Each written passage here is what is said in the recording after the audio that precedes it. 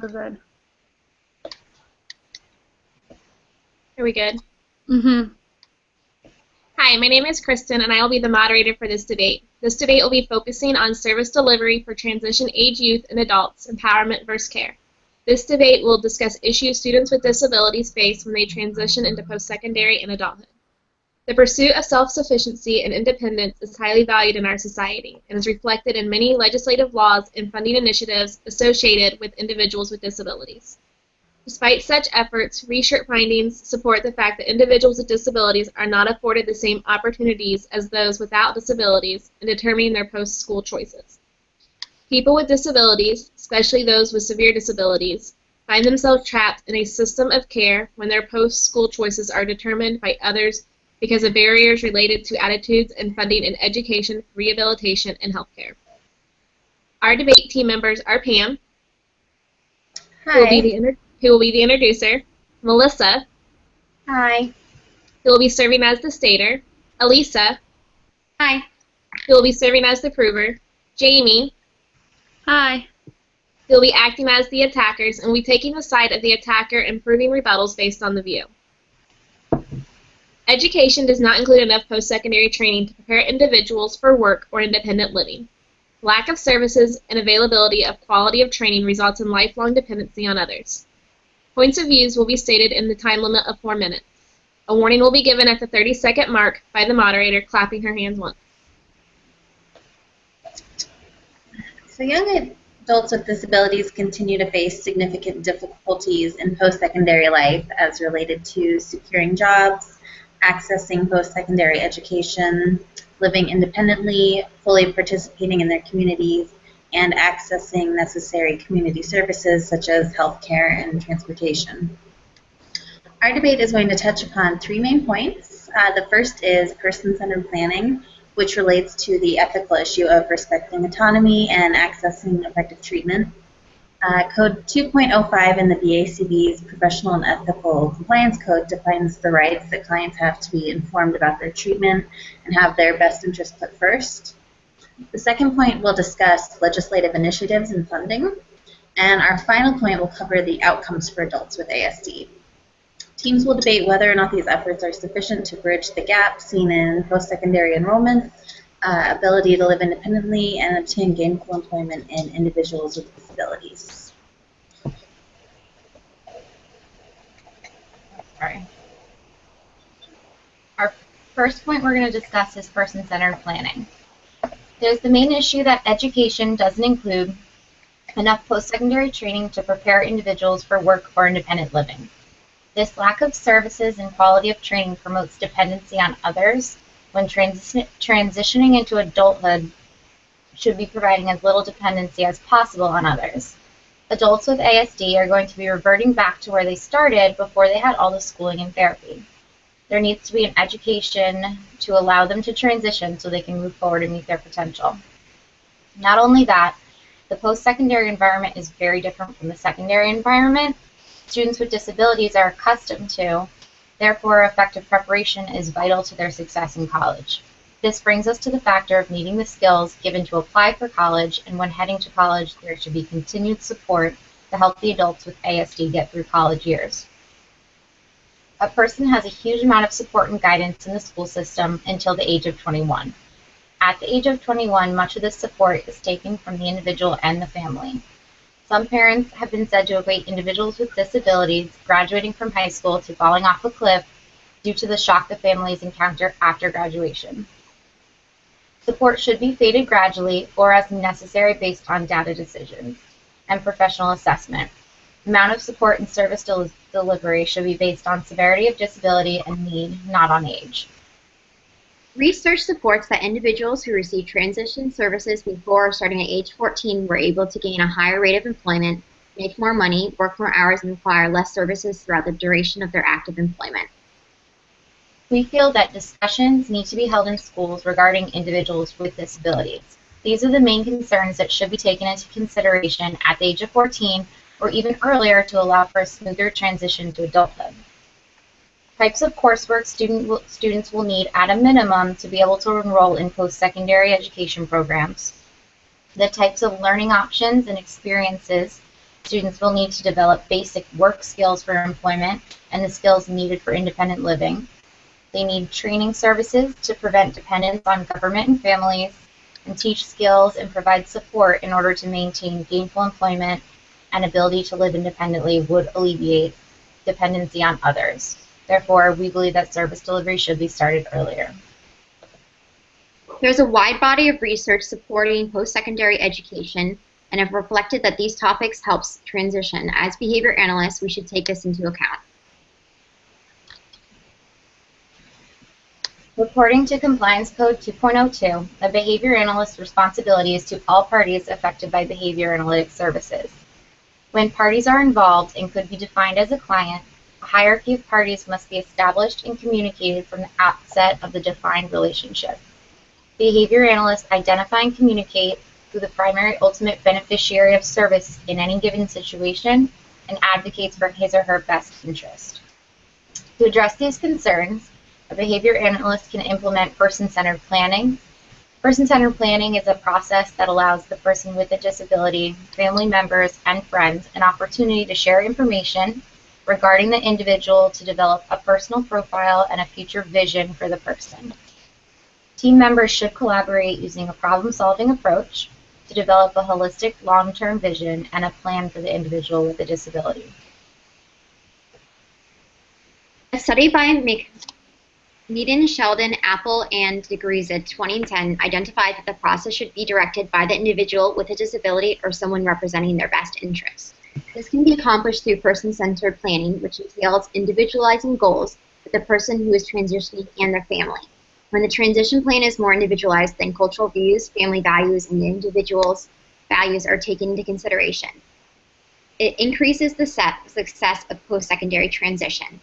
Activities for this programming include helping students build self-determination and helping them build career awareness and increasing parental knowledge about the longitudinal nature of transition planning. There has been a significant amount of research that supports transition planning, and programming should begin before elementary school. There is already a transition program that is started in the curriculum. Thanks to the reauthorization of IDEA in 1997, significant new requirements were put into place to ensure students greater access to general education curriculum and assessment systems. IDEA 97 did expand previous transition requirements by requiring that students' individualized education programs start at age 16. A statement of transition service needs focusing on the student's course of studies, such as participation in advanced placement courses or vocational education programs. The current reauthorization of IDEA will continue to support and strengthen these requirements. This proves that there is the capability to start earlier, and the schools are not using this to their advantage, and that's their fault. For example, in Northern Virginia, transition planning starts at age 14, so the schools are capable of doing this. Regarding access to employment for individuals with disabilities, special education programs have been influenced by several recent federal education reforms, including the School to Work Opportunities Act of 1994, Goals 2000, Educate America Act of 1994, the Improving America's School Act of 1994, the Workforce Investment Act of 1998, and the No Child Left Behind Act 2001. This promoted comprehensive strategies for improving public school programs for all students, including those from diverse, multicultural backgrounds and situations of privacy. So there are laws coming through to attempt to help transitioning into adulthood. Some schools are even starting at the age of 14 to begin transitioning. This means that this is occurring and other schools need to jump on the bandwagon.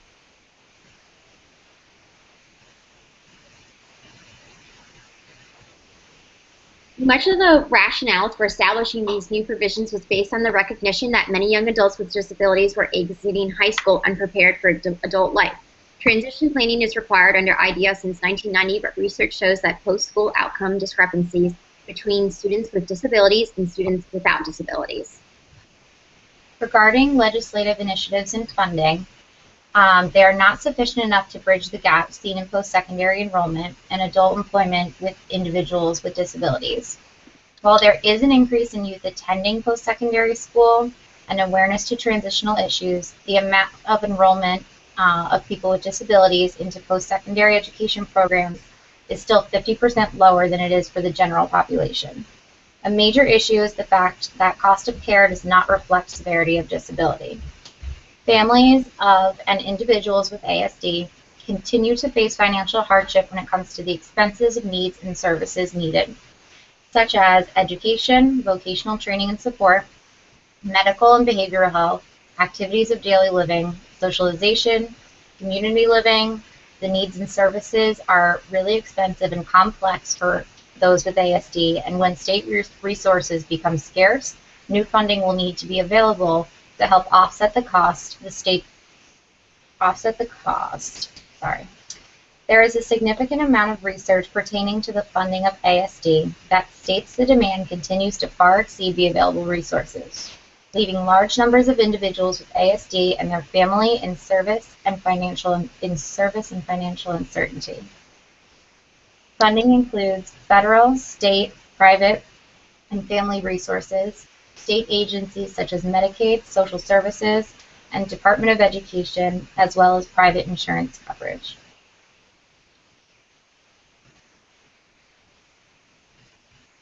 Sorry, something weird just happened. This is reflected in the multiple studies that have been done that show that individuals with special needs still require lifelong financial support from government services such as Social Security or Medicaid and their family members. This creates financial burdens on both taxpayers and families. Studies have also shown that families within the populations of individuals with special needs cite financial stressors as a major negative impact of having children with special needs and creates conflict within family units.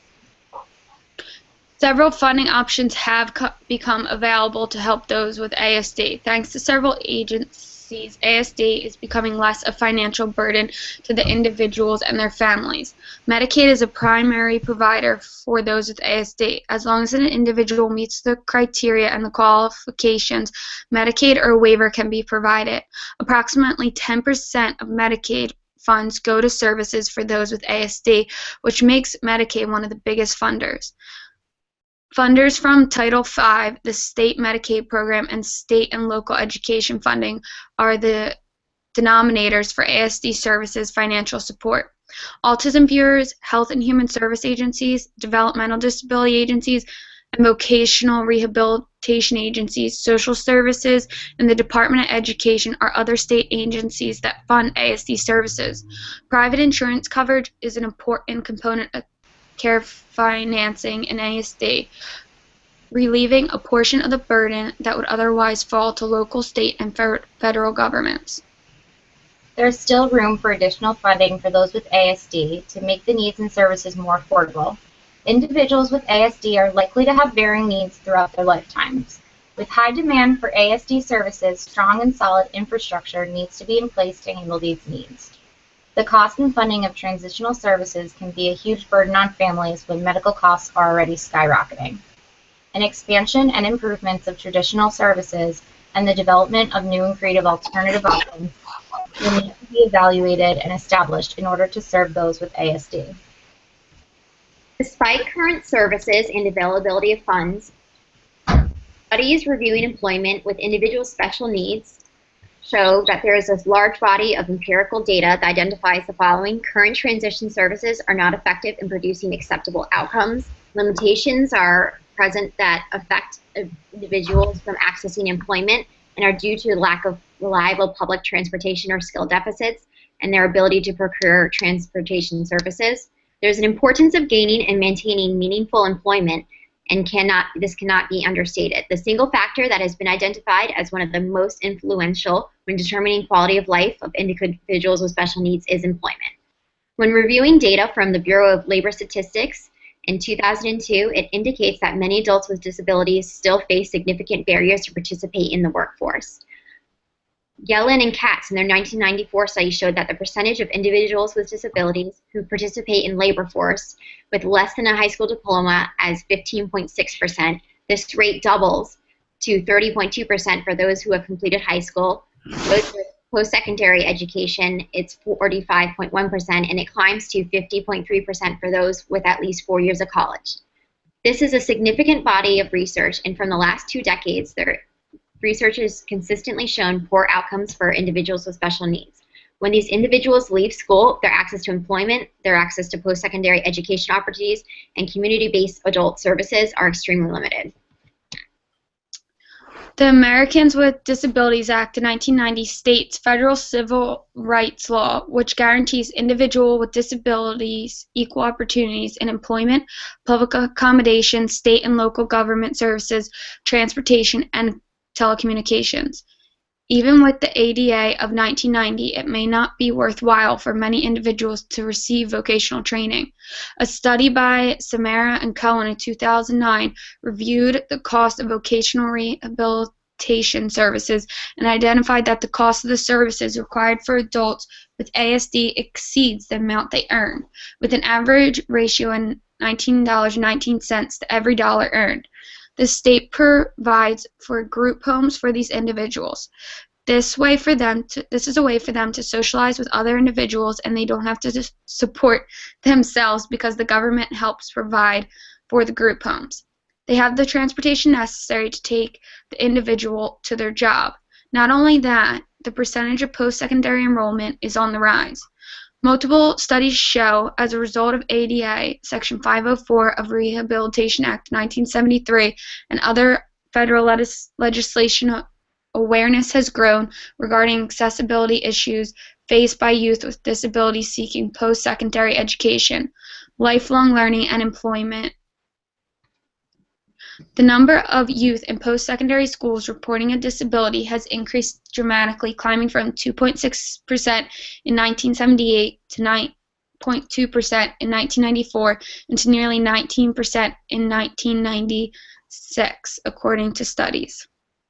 Based on Samara and Crown's 2009, the current vocational training are also sustainable. The number of individuals receiving vocational rehabilitation services in the United States has increased from 0.02% in 2002 to 0.6% in 2006. However, the cost per individual has decreased by 9%, and overall costs have only increased 3%.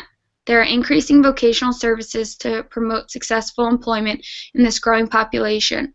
Right now we have sustainability, but any changes may make the cost of these services too high, which may cause all vocational rehabilitation services to be cut from budgets.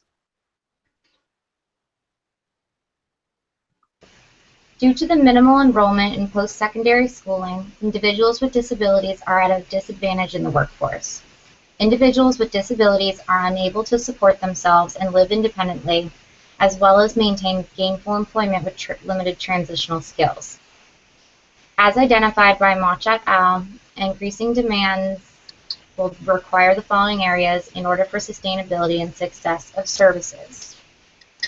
For a successful collaboration, the involved groups must have a shared vision, leadership, a variety of partnerships, joint planning, strong communication structure, consistent training, and be available to help offset the cost. We are sending generation after generation out unprepared for adult living. To function independently and ensure that they will not be successful as productive members of society. With the already limited resources available, we have to ask ourselves, can we afford more generations that will be dependent on government resources in order to be productive members of society and function for the rest of their lives?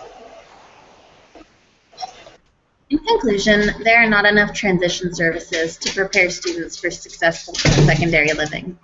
A successful and independent adulthood would increase quality of life for many individuals with disabilities and their families. School-based transition plans and vocational training increase the probability of good outcomes for individuals as they exit high school. In order to achieve this goal, transition planning and training needs to start at age 14 or earlier. Another factor related to success in post-secondary life is the ability to continue schooling. Gaining and maintaining meaningful employment is also one of the most influential factors when determining quality of life. Many individuals encounter barriers in the workplace. They may lack training in finding and taking transportation in order to get to their job, and at the workplace, individuals lack the training or skills needed to maintain their job, and they are in turn unsuccessful. The intervention efficacy is in question due to current outcomes and the percentage of unemployed individuals with disabilities. Services need to be provided throughout the lifespan to ensure the individual with a disability can live a successful life. When looking at the Behavior Analyst Code of Ethics, there are a lot of conflicts as related to post-secondary success and training. A behavior analyst has the responsibility to respect individual autonomy and promote success.